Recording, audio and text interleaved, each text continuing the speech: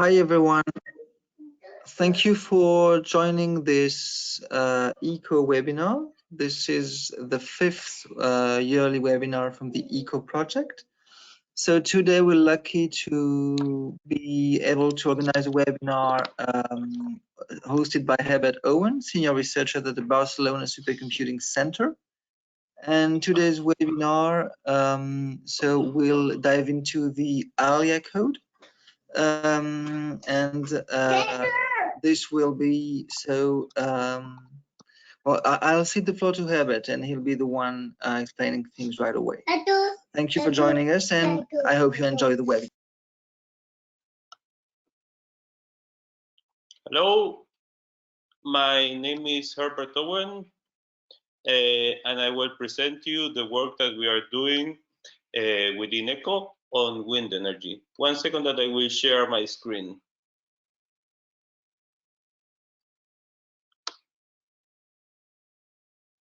Yeah, we can see your screen, Herbert. You can see my screen. Perfect. Yeah. Oops. Okay. So, well,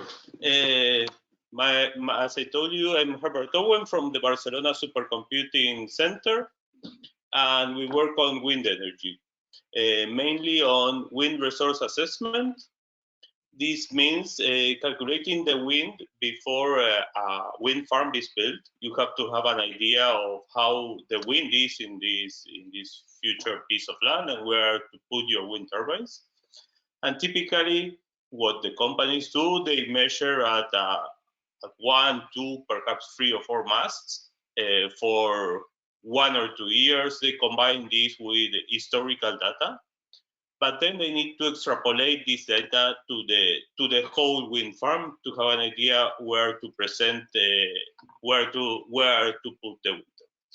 So well, this is the work that we are doing with a relatively big team within BSc. We have here the people. Guillaume Cousseau, he's the leader of the Alya code. That is what we developed to do these simulations. We have Ricard Borrell and Guillermo Yersun. They helped me on the HPC implementation. On the CFD part, we have Oriol Lemkul. He's the leader of the CFD area within BSc. And we also have Joan and Matthias. And finally, we have the collaboration of Adrian and Gerard. They work on solid mechanics and they will help us on modeling the wind turbine blades to try to do some fluid structure interaction by the end of the project. So, well, what is EoCoE? EoCoE is a project that is devoted to energies that do not produce carbon dioxide, that will help in this transition to try to avoid climate change. It's at a revolution, both in energies. This is recognized that we need to do a huge jump, a huge change in the kind of energies that we are using. And moreover, there is an important revolution going on nowadays on the computers. We want to get to the exascale, and this cannot be done just by making bigger machines.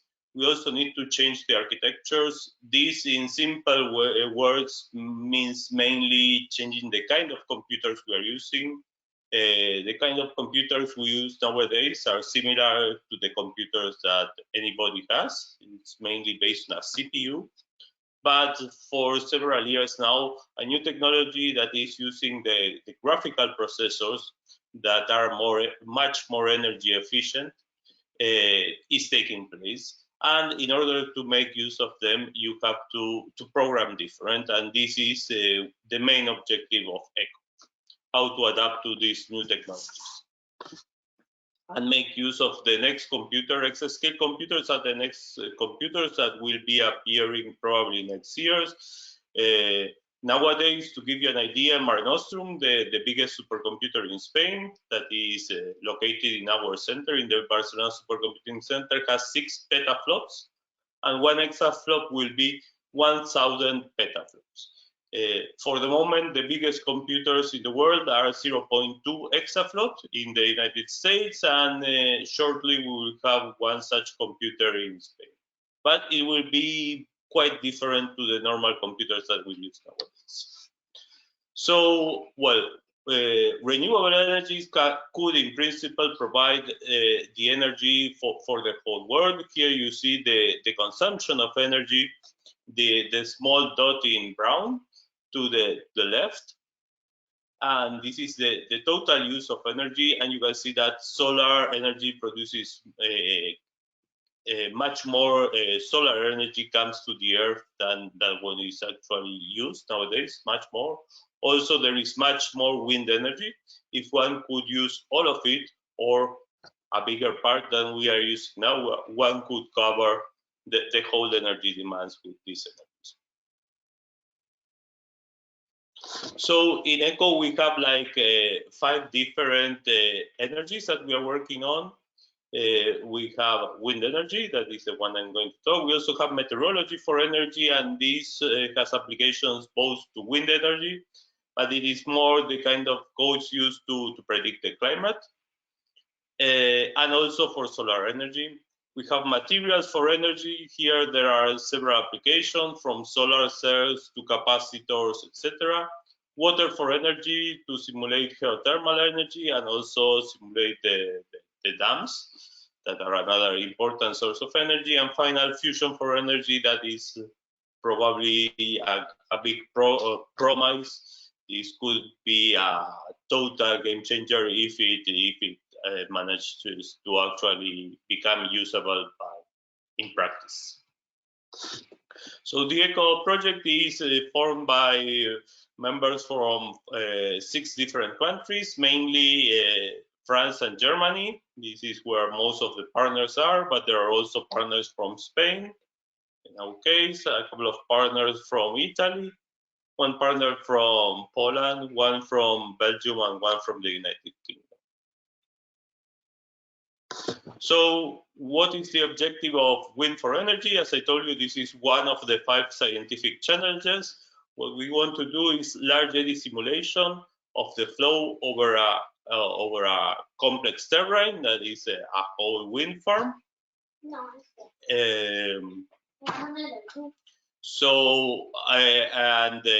this will allow us to get much better understanding of the flow within the wind farm, and hopefully help us produce more energy, get cheaper energy, and whatever.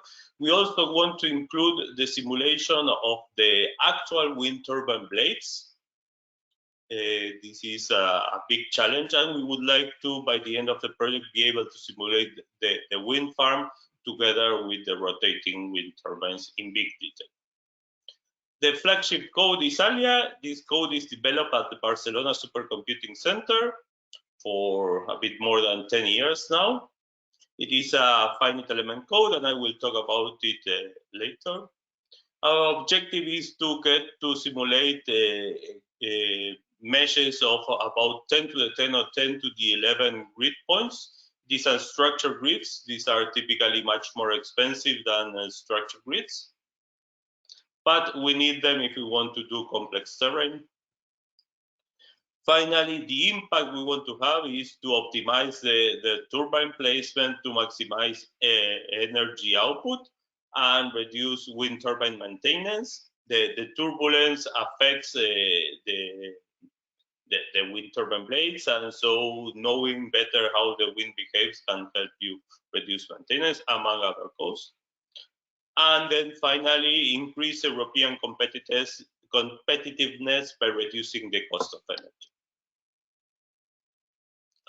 So to give you a better idea of what we are doing and how wind affects and how the climate affects wind energy, we have to say that this is a multi-scale problem. We have a huge range of temporal and spatial cases. What happens in a wind farm is affected by the climate on the whole Earth. These are simulations that are performed for the whole Earth, obviously with very coarse meshes. But what happens in the whole world can affect when you have a hurricane that is happening in the Caribbean. Typically, you get effects in Europe, or you have the El Nino current, and this affects you, the wind that you have in your wind farm. So these are global effects. Then you have the mesoscale effects. This is at the level of a country or even Europe. For these mesoscale codes are used. These are the codes that are typically used to predict the climate. When they tell you tomorrow it's going to rain, these are the codes. So obviously, if it's going to rain or you're going to have a high wind, this also affects your wind farm. And this is what within EoCoE is being treated within the meteorology for energy scientific challenge.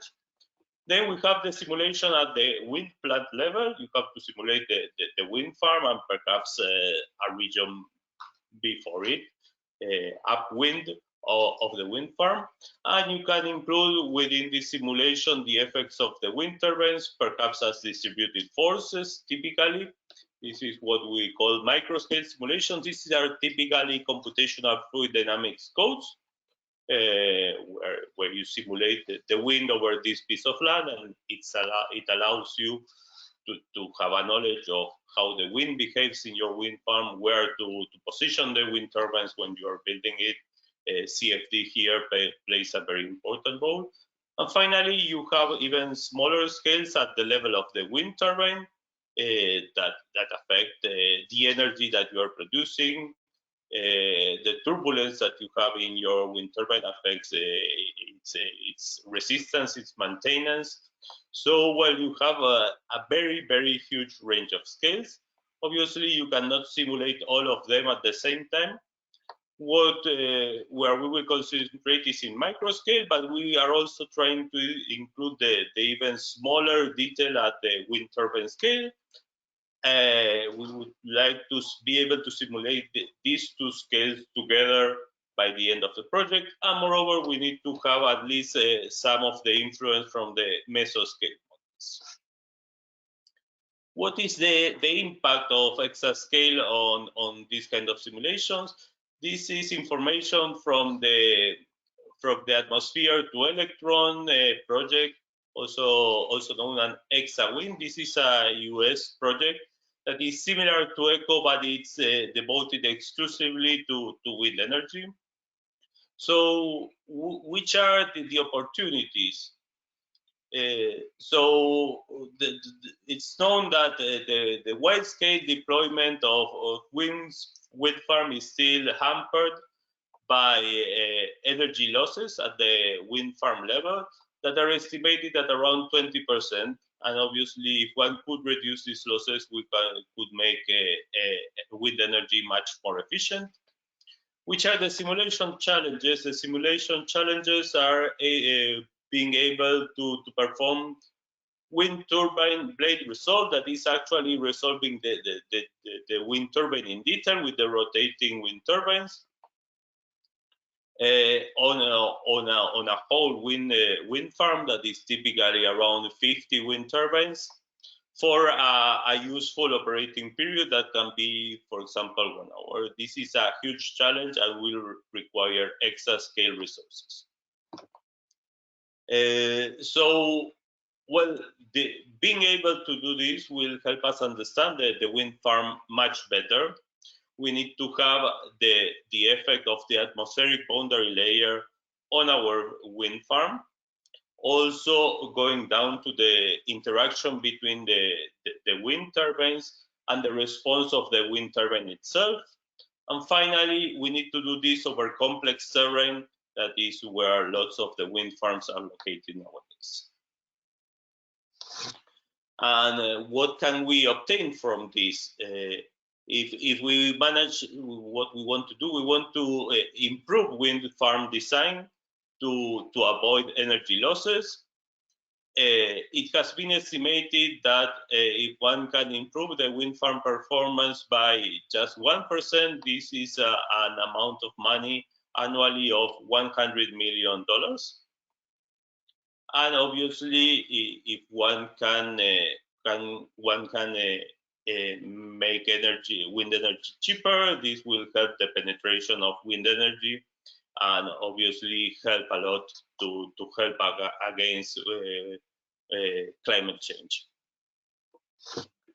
So a little bit more about what we do, because I have talked a little bit and we're here with some figures, perhaps it is more clear. What we do is we simulate the wind over a wind farm. We can or cannot include the wind turbines. In this case, we show some results for the wind velocity, including the wind turbines. Behind the wind turbines, these wakes, regions of lower energy, are formed. And we have some specific meshing tools so that we can refine the mesh in the position of the wind turbines. These are some of the results that we typically produce. We have a very strong collaboration with Iberdrola. It's been now for more than 5 years now. Iberdrola is one of the biggest wind energy producers worldwide, and they use our code as an alternative to other commercial codes. In order for this to happen, we have had to adapt our code for their needs. And well, here we show some of the results. We provide them, for example, the turbulent kinetic energy or the wind velocities at a plane at different heights. Here we show 80 meters above the ground. This is typically the position that they are interested most. It's the position where the wind turbine hub is located. And well, this is the kind of results that they are interested in. Nowadays, we work with them with a methodology that is called RAS, Reynolds Averaged Navier Stokes. This is the most typical approach used for computational fluid dynamics in the industry. It is quite cheap and it is robust, but it has its limitations. Its accuracy is debatable, where you have regions of important separation. And then there is another technique that is much more exact, but on the other hand, much more expensive, and this is LES, large eddy simulations, where you actually simulate the transient flow. In branch simulation, you just model the effects of the fluctuation on the stationary solution. And well, in ECO, we are going towards LES. Our aim is working with LES because this is what makes sense in exascale computers. And our target is to go to 10 to the 10 or 10 to the 11 unknowns, as I have mentioned previously. Here I'm going to show you the workflow that we have developed for Iberdrola so that they can use our HPC code that is made for scientists, not for engineers. But we have adapted it so that they can use it routinely in their work as an alternative to other commercial codes. So we start by the same point where typically commercial codes start. You have to give the code the inputs that are typically the topography of the piece of land where you want to simulate, the roughness, that is if you have a lake or you have bushes or you have a forest or you have a city, whatever, this obviously affects the wind.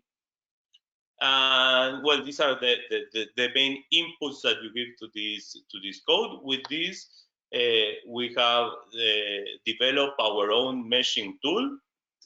In order to perform an HPC simulation, you need to have a mesh. And we have developed our own meshing tool specifically for Iberdrola so that it is well tuned for wind applications. Moreover, in this tool, we have included the possibility of applying refinement regions in the region where you have the wind turbine, so that you can simulate the wakes behind the wind turbine. This is very important because one wind turbine can affect another wind turbine within the wind farm. After we have the mesh, we have another small program that is called Alya Fix. This generates boundary conditions for the problem, and this can depend on the geostrophic wind that you have, the latitude, of where your wind farm is located. With this, we generate the input data for Alya, the real code, and then we can run Alya in a supercomputer, typically in Mare Nostrum, but it can run in any other supercomputer in Europe or worldwide. After we have finished the simulation, we have developed another program that is called PostPerform, where we translate these outputs to the format that the wind engineers are accustomed to seeing. So, well, this has been quite a nice challenge because we have adapted our code that is mainly for scientists to engineers, and they use it routinely in Iberdrola. So now I'm going to show you some of the simulations that we are working on in EoCoE. This is an LES simulation, so you have a transient flow. In this case, this is a very well-known case. It's called bolund. It has this complex shape. It has this cliff, and it is quite small, but it reproduces the features of complex flow, and it is one of the best known benchmarks for complex flow simulation. Here you can see an animation of the transient simulation.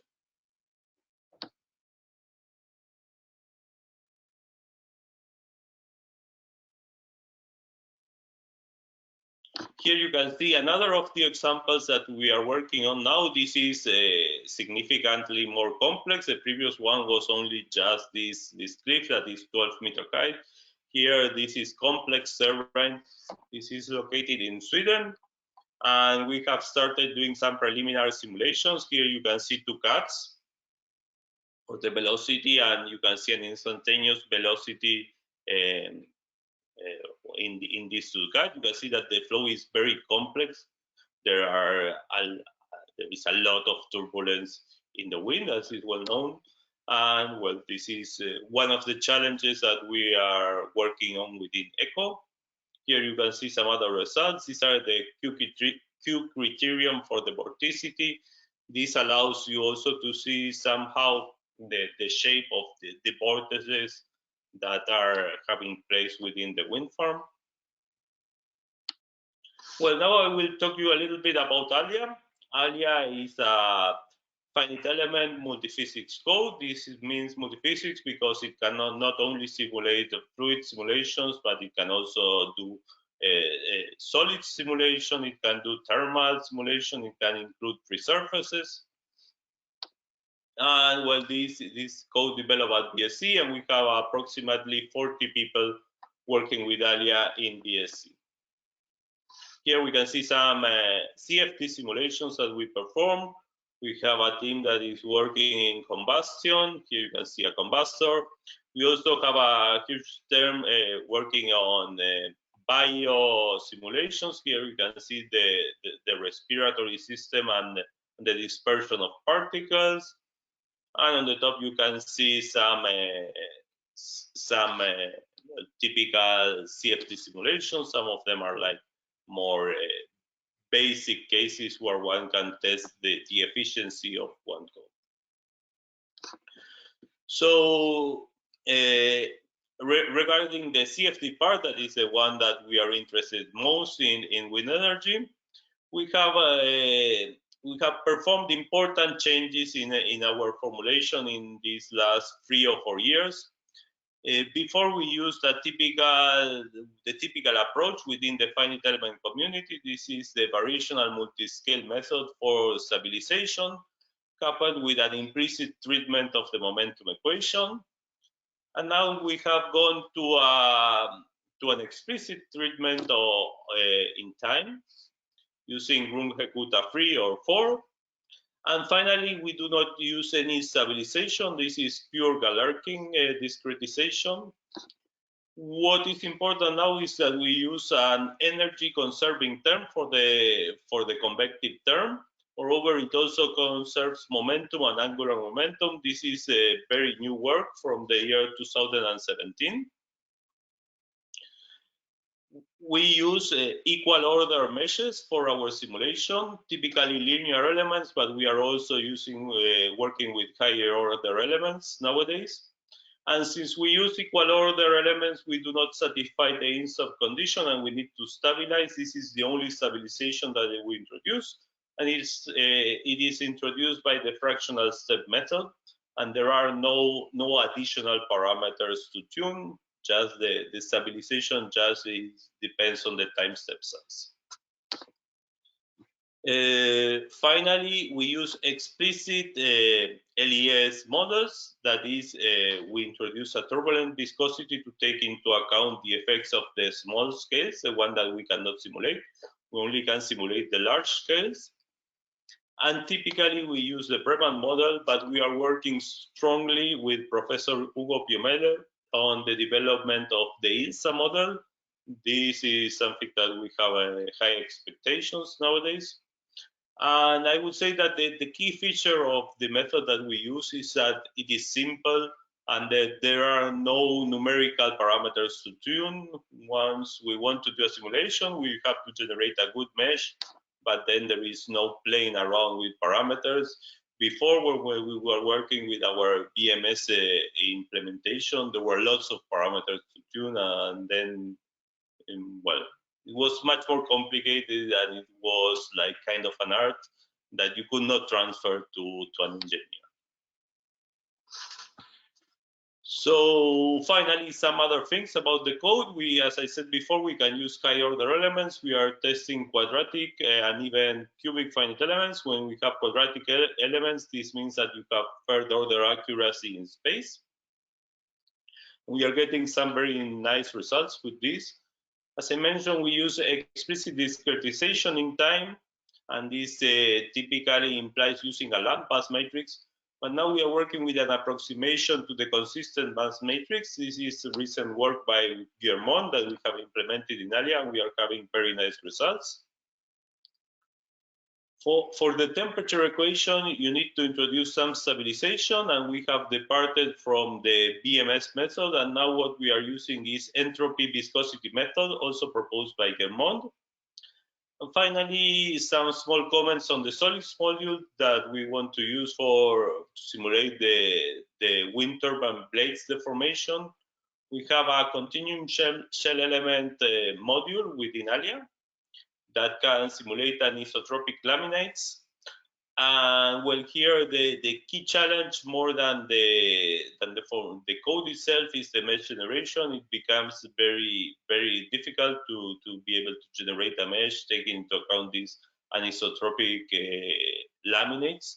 And this is something that we are working on now. Moreover, for the solids module, we have a coupled to a direct solver called MUMPS within DECO. I will talk about this later a little bit more.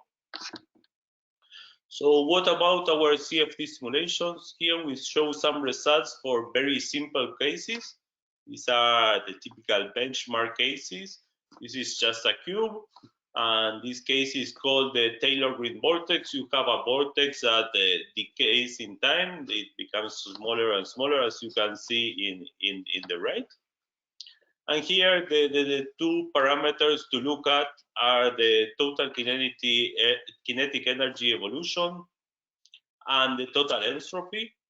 And we get very, very good results for an unstructured grid code, a low order code, linear elements, or even quadratics, but the results that we get are comparable to much higher order codes, and they are much better than the results that you can obtain with typical CFD codes such as OpenFOAM or Code Saturn. There are results by Charles Moudinet where he has analyzed this case in big detail, and the results that we obtained with Alya, even with linear elements that should be comparable to finite volumes, are significantly better. And then we use the same formulation for other much more complex flows. This is one of the examples that we are most proud of. This is the simplified airplane. This case has been tested by Oriol Lempul, the leader of the CFD group. at the summer program at the Center for Turbulence Research in Stanford, where the lots of experts in LES get together and they perform some groundbreaking simulations. This is a simulation of a whole airplane using world model LES, and we obtain excellent results at high angles of attack. If you try to do this with RAS, that is what is typically used for the wind industry, for the airplane industry, you can obtain very good results when the angle of attack is small, that is the flow is attached, and you have a big detached flow. The results with runs are very poor, and these are the first simulations with such complex geometries using world model LES. So one nice thing about our model is, as I said before, we do not have any input parameters to play around. We choose just Breman model or ILSA. In ILSA, you have at least one parameter to play with, how many of the turbulence you want to resolve. But in Breman, you only have one parameter that we always leave it fixed, and we can simulate with this same model from a whole airplane to just a wind turbine blade, or even a very canonical case as a flow inside a cube, as I showed later. So, well, finally, for the simulation of a wind farm, there are several things that you have to take into account, or some key ingredients.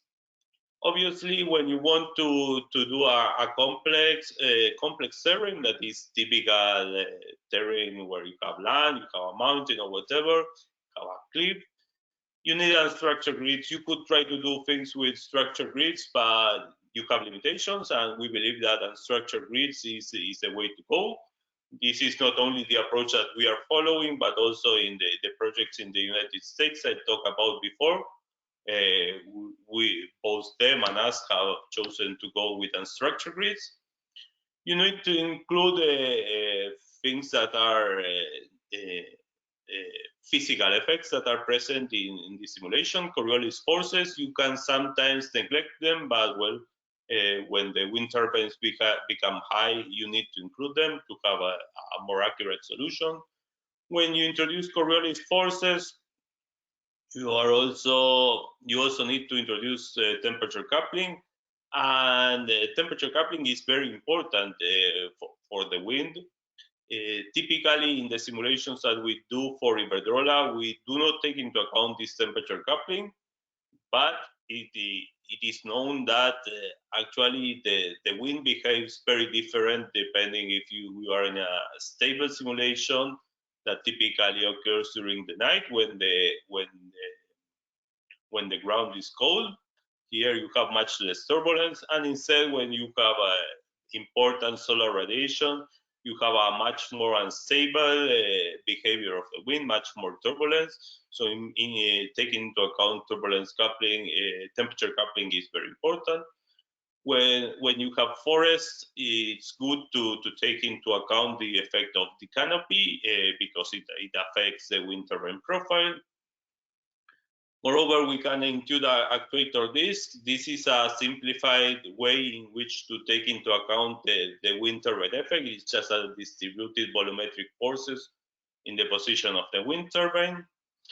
And finally, for these high Reynolds number simulations, you need to include world modeling. So world model LES is a key ingredient for the kind of simulations that we are using. And finally, you need to work with the boundary conditions. The boundary conditions for these simulations are quite difficult. You have to have a turbulent inflow, that is your profile at the entrance cannot be just a steady profile. You need to introduce a turbulent flow at the entrance. And moreover, it's important to take into account the coupling for mesoscale. For several problems, it can change your solution significantly if you do or don't include the coupling with the mesoscale. So regarding wall modeling is perhaps one of the key ingredients, and we have done important progresses in this area in the recent years. The approach typically used in finite element that you can see in the left is to suppose that there is a small gap between the real wall and the region where your grid starts. And then these wall models, what they do is they take into account the effect of the ground by applying a slip boundary conditions plus a force in the direction opposite to the velocity. Why do we need to use these wall models? Because we cannot resolve all of the scales close to the ground. This, as I mentioned, large eddy simulation means simulating the large eddies, the ones that are energetically important. But when you get close to a surface, these energetically important eddies become very small, and you will need a grid that is non-affordable, so you need to do wall modeling. And we have found that the typical approach used in finite elements is quite poor, and we have adapted it,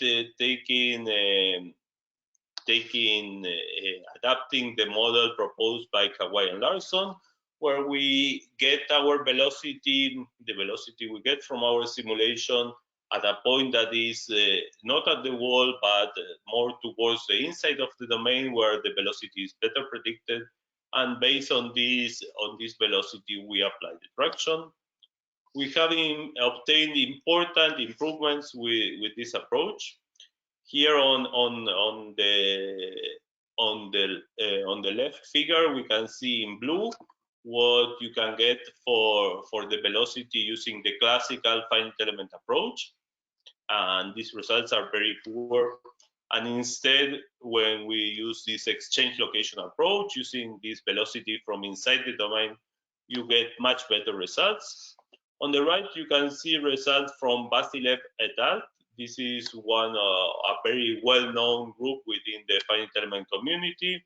It's not only Vasilev's, but Professor Tom Hughes. And you can see that they obtained such a bad results as we were obtaining, even with high order elements.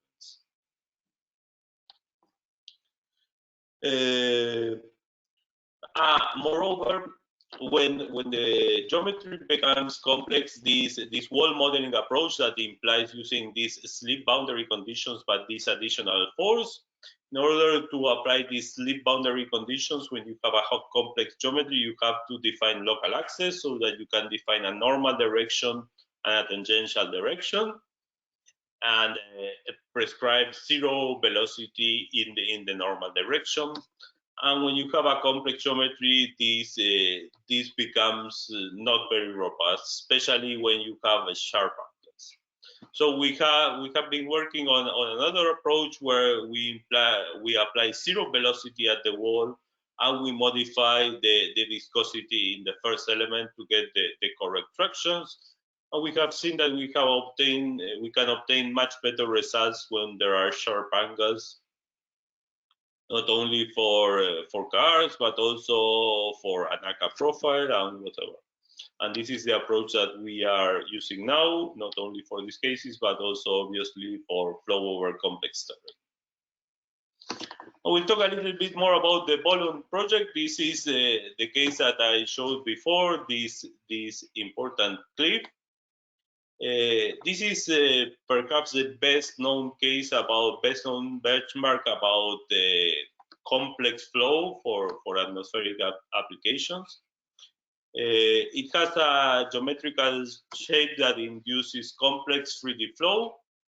It is a relatively small cliff, just 12 meters. This ensures that you can work in the surface layer, and therefore, you can work with a neutrally stratified case. This is no temperature coupling, and moreover, you do not need to take into account Coriolis.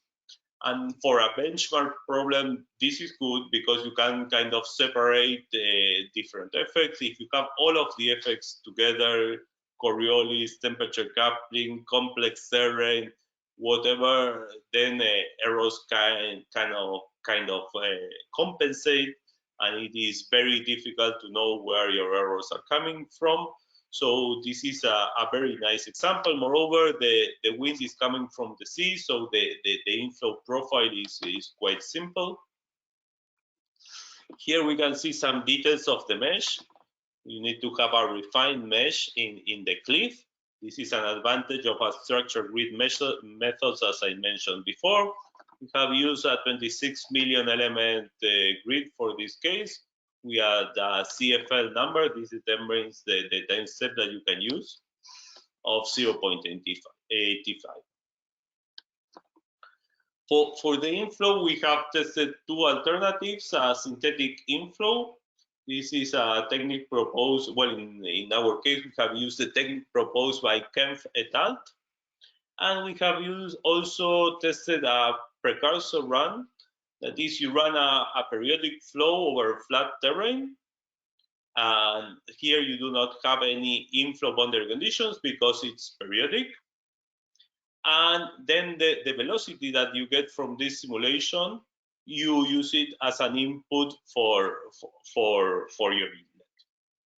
We have observed for this case that there are no significant difference between using these two options. The precursor run, this periodic flow, is typically more accurate, but we have seen that in these cases, both of the approaches give very good the same solution.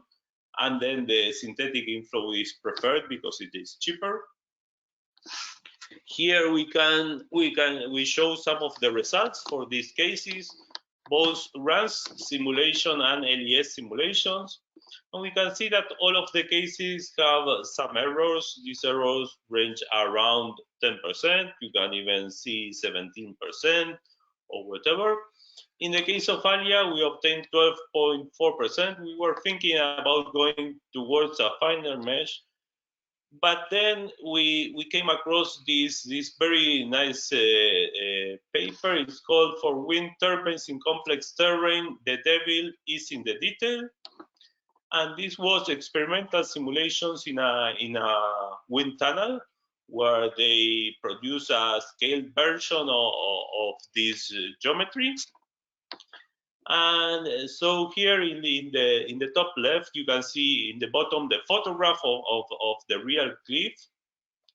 And on the top left, you can see the geometry that was actually provided to the community to simulate this case. And they observed when they were performing these simulations, these experimental cases, that actually the geometry that have been provided did not resemble the real geometry very well. There was a rounding of the edge of the cliff. So they kind of improved this by hand. This is was not a measurement, but just trying to make it look closer to what they saw in reality. And then they measure the wind profile for these two different geometrical shapes. And they noticed that there was a significant difference on the wind profile close to the cliff. And where you see this wind turbine is the point where most of the measurements were taken for reference. And then it was discovered that actually, well, despite the measurements were very accurate, since the geometry that was provided was incorrect, it cannot be expected to obtain good results. And that is the reason why it made no sense to continue putting effort into this example. But this is a real pity, and for the moment, according to my knowledge, the correct geometry has still not been provided. So, well, some observations that I have already mentioned. The wind community is stepping to more complex and realistic cases, and this is in some sense good. We are going to cases such as Fornamosen, that I mentioned before, or lines where you have canopy effects, Coriolis effects, thermal coupling, You can even need to couple with the mesoscale models. But then validations and conclusions in simple cases such as bolund are perhaps misleading, because and I believe that more effort should be placed on these simple examples to be able to uncouple the effects of the different ingredients to these simulations. Now I'm going to talk about another subject. This is a simulation, what we call full rotor simulations. This is being able to simulate the flow around a rotating wind turbine, the real blades and the rotation. You have to have a very fine mesh close to the blades. And moreover, this mesh needs to rotate with the blades. And so part of your domain is a rotating domain, and part of your domain is a fixed domain. These kind of simulations can be of great interest to wind turbine producers. In our case, we have obtained a support letter from Vestas, and we will try to produce results that are of their interest by the end of the project. So here you can see the rotation of the wind turbine. Here you can also see a cut. And you can see the wave that is formed behind the wind turbine. So regarding going to Exascale, one of the European community impositions when we started this project is that only 20% of our effort goes towards the scientific challenge, and the scientific challenge relates to all I have talked up to now. This is well, the physical problems we have and the numerical implementation and the numerical model, mathematical model. And then they want 80% to be deployed to HPC. This means going towards Exascale. And here we can see the different scientific challenge and the different work packages within EoCoE. And in the case of wind, we have a strong interaction with programming models and with scalable solvers. Programming models is mainly how to go to these new architectures, that is programming in GPUs and whatever, and also making your code more efficient, optimizing your code. And scalable solvers is the linear algebra team. For finite element simulations, you typically need to assemble a matrix and then to solve a linear system. And this solving a linear system currently is done with solvers that are within Alya that we have programmed ourselves. But you can also use external solvers, and now we are working on interfacing to solvers provided by other members of the EoCoE project. So regarding programming models, we are porting to GPUs. GPUs, as I told you, is the main representation of the Exascale architecture. We are working on co-execution, that is simulations where you not only make use of the GPU, but also of the CPU. We are working on fast and scalable mesh partition based on space filling curve. And this is kind of related to dynamic load balance, or at least this allows us to make use of dynamic load balancing. Finally, as I mentioned before, we're working on the dynamic coupling between rotating and fixed meshes. We're also working in node level optimization with Professor George Hager from FAU University. And finally, as mentioned before, going towards very, very huge problems. So regarding this porting to GPUs, we started this work in a hackathon in Lugano in the year 2017. So we programmed a simplified version of part of our code, which we adapted to work on GPUs. And also to work on CPUs. So we have a common framework that can work both on GPUs and on CPUs and GPUs. And the key factor here in a finite element, the finite element method, you have to partition your domain into these elements. And then typically you need to assemble a matrix at each of the elements, and put this elemental matrix into the global matrix. And this typically is done over a loop over elements. And here what we do is work over a loop over group of elements, and this is what we could call vector size. We can work over 8 or 16 elements at a time.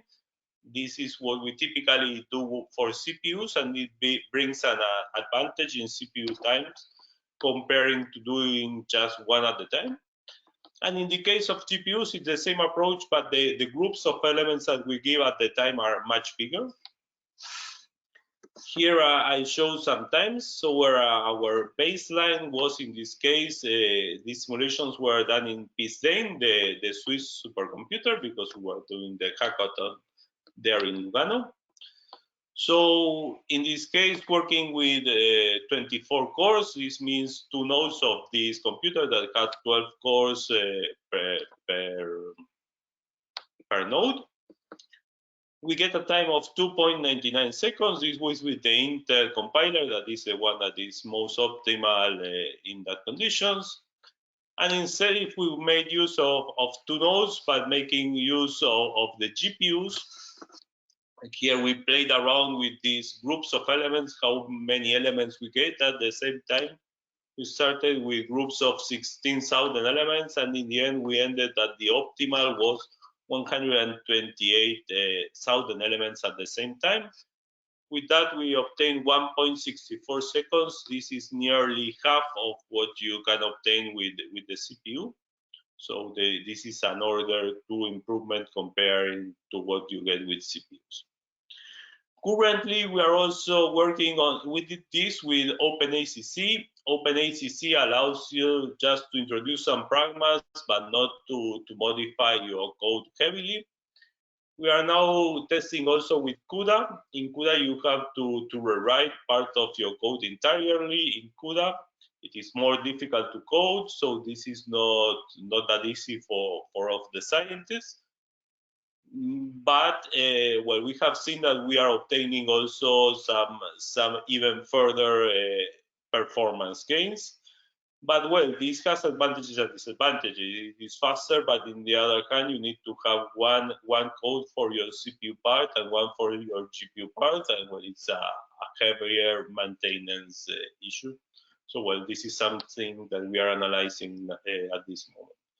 We're also working at co-execution. What's that co-execution mean? Well, when you have a GPU machine, actually it's not just GPUs. The GPUs cannot work alone. You also need to have the CPUs, and the GPUs are more powerful than the CPUs. And typically, what is done is just use the GPUs, but the CPUs have little or no work. And what co-execution means is trying to use both the GPU and the CPU at the same time. So you make a good use of the full machine. So the GPUs must receive more load because they are more powerful, but you also need to give some load to the CPUs. And in order to do this with a good balance, if you do it with a bad balance, then in the end the CPUs would take a long time, and in the end you will be losing performance. But if you manage to balance what you give to the CPU and to the GPU correctly, this is done with dynamic load balancing, you can get a performance. We have reduced the cost of the simulation by 15 or 20% based on this co-execution approach. Here we can see a dynamic, what we do by dynamic load balancing. Typically our meshes are fixed in space, so we start by some partition that we obtain with space filling curve and some weights given depending on the kind of elements that we have. And then we can see that at iteration 1, the subdomain that takes more time takes 6.5 seconds, and the one that takes less takes around 3 seconds. But then, since the ones that are faster cannot work on their own, they all have to go at the rhythm of the one that is slower. And so, well, this is not optimal because some are waiting until the slowest subdomain finishes. What dynamic load balancing does is measure this, and then it applies some weights so that the elements that are in the heaviest subdomain receive less load in the next iteration. And in this way, we can balance the load. And in the end, we see that there is a very small gap between the subdomain that is taking most of the time and the one that is taking less.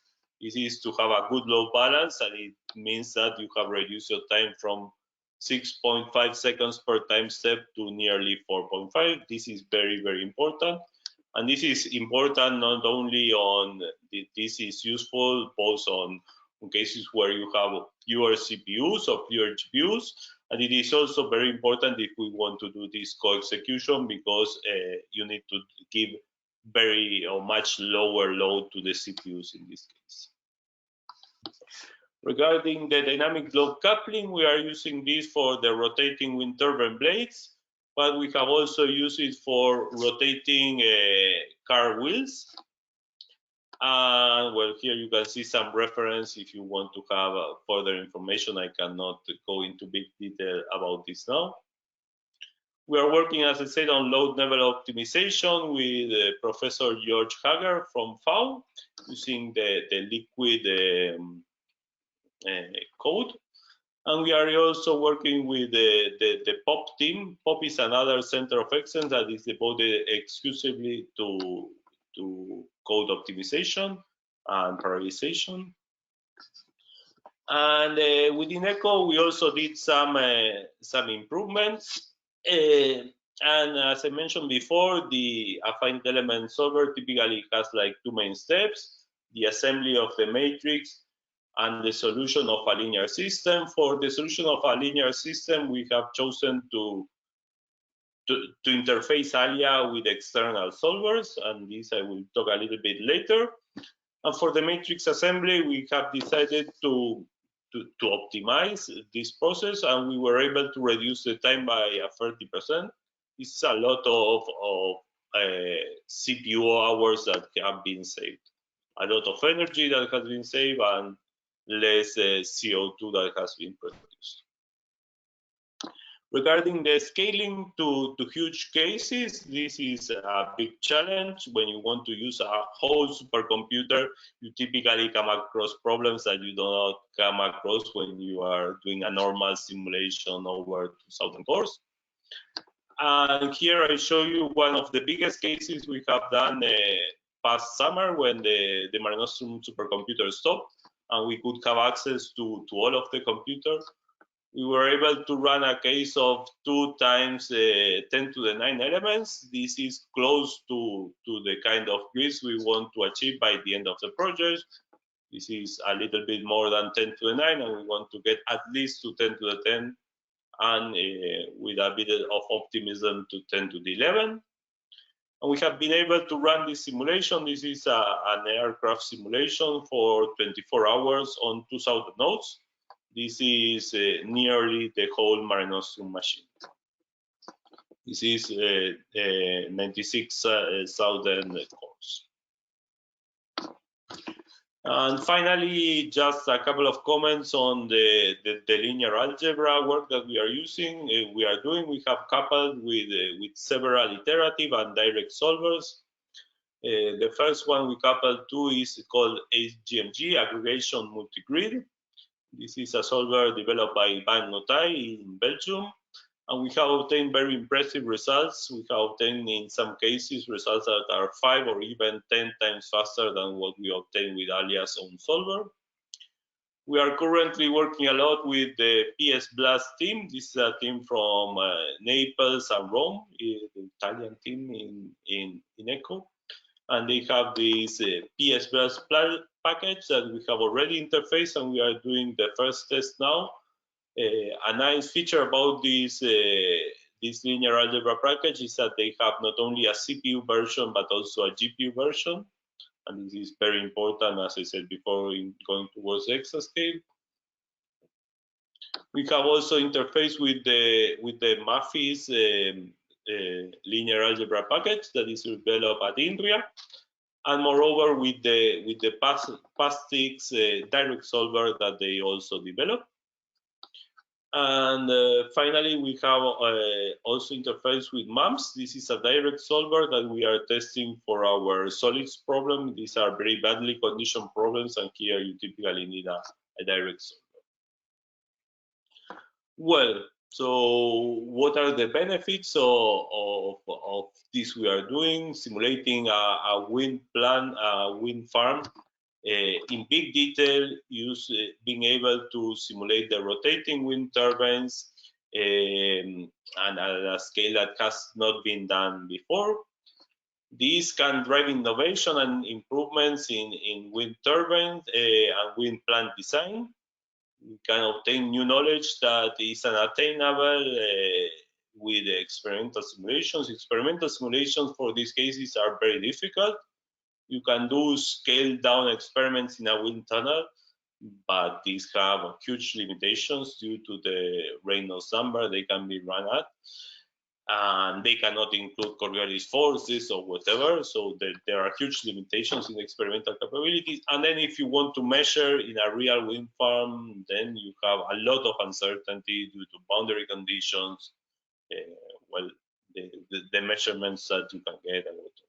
So the idea is to be able to complement the experimental data with computational data to have a much better understanding and be able to reduce these losses that you have in a wind farm. Nowadays, wind energy has a cost of approximately 5 cents per kilowatt hour. This is comparable or even a bit cheaper than what you have for fossil sources, that is around 5%, 5.4 cents per kilowatt hour. But it is expected that wind energy could be reduced up to 2 cents per kilowatt hour. And this would totally rule out fossil sources because they won't be competitive, and this is our target. We want to contribute in this direction. Moreover, a better understanding of the flow can have a lot of other benefits. You can design better wind turbine blades that produce less noise. We expect that it could help to reduce the noise produced by the wind turbines by 3 decibels. And well, this means that this will be much more acceptable to put a wind farm close to a small town, so it would improve the acceptance of wind energy, and this is another important. Well, thank you. If you have any questions, I'm totally open. Moreover, as you might have noticed, I have done a presentation where I have talked about lots of things, and due to the huge audience, and I haven't concentrated on any specific topic. If you're interested on some of these specific topics, I could easily prepare in the future another talk within EoCoE. So if you let us know and you're interested in particular on some subject, and well, we could try to organize that is something that is more focused. Thanks. On a technical standpoint, if you want to ask a question, you can use the ask a question or raise hand option in the participant list of the webinar tool. So please let us know, raise your hands, and we'll open your mic so you can ask your questions. Okay, I have one from Mr. Michel Raskin. Go ahead, your mic is open.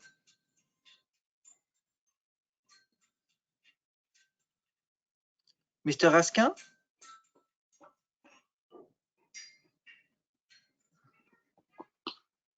Okay, I don't know what is happening here. Okay, anyone else then?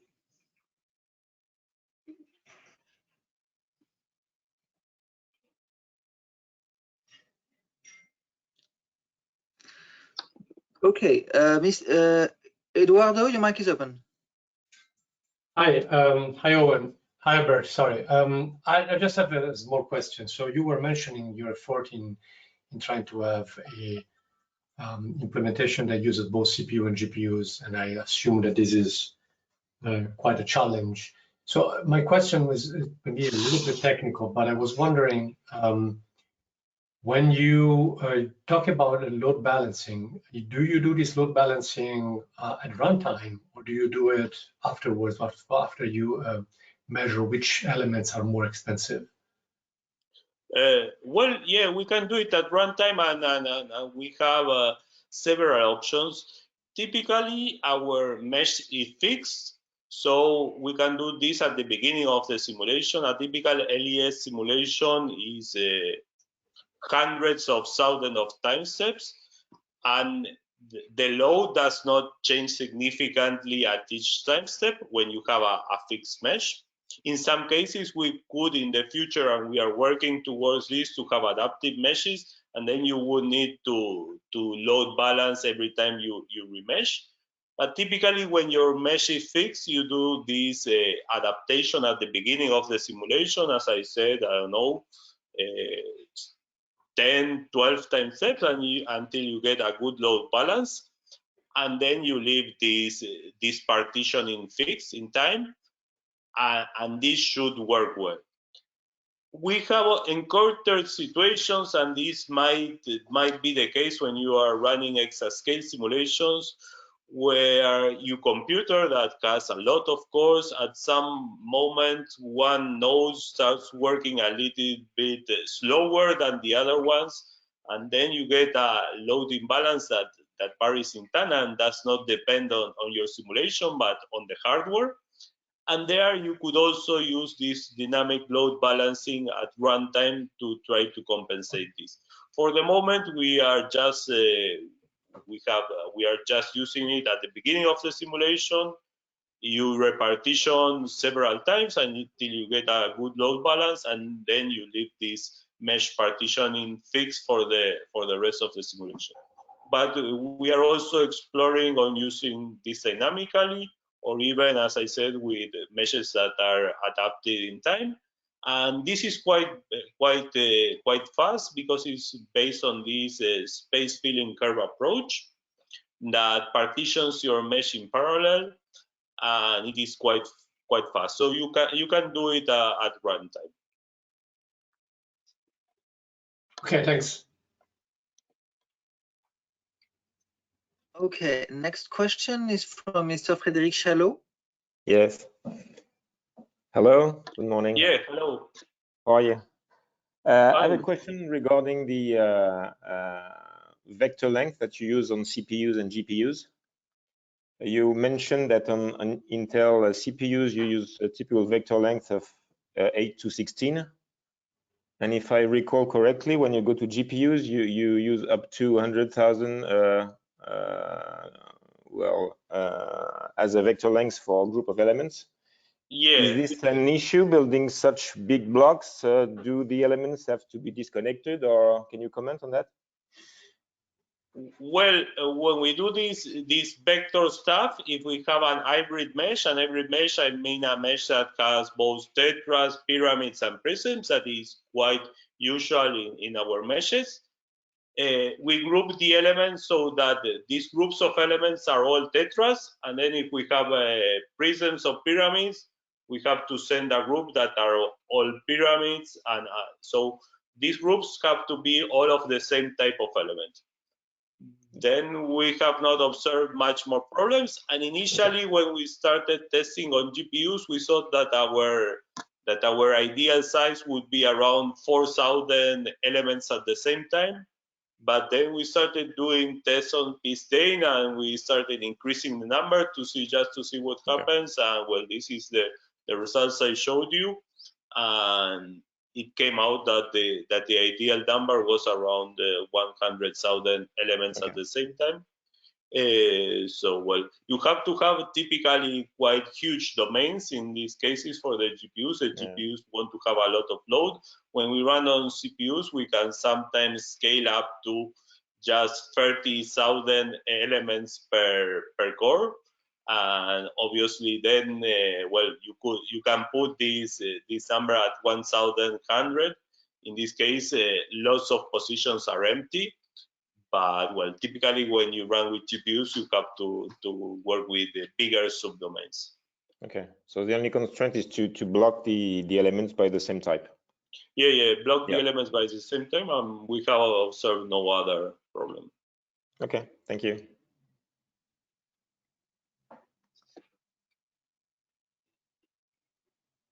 Next question is from Mr. Pierre Bénard.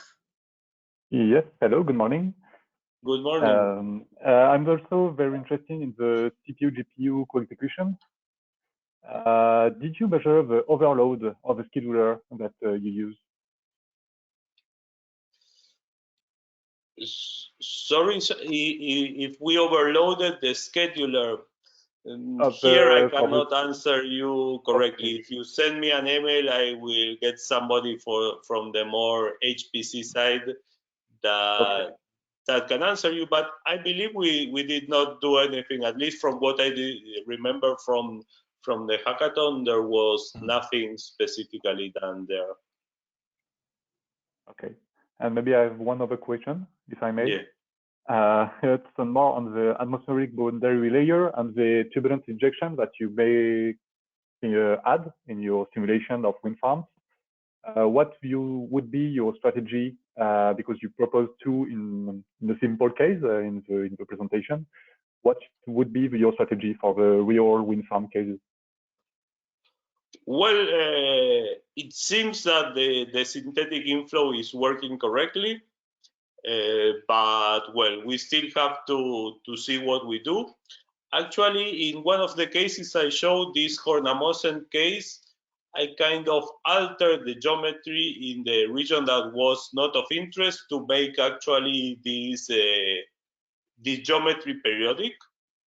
And I ran a fully periodic case. I don't know if it's the best alternative, but well, we are still working and experimenting with this quite a bit.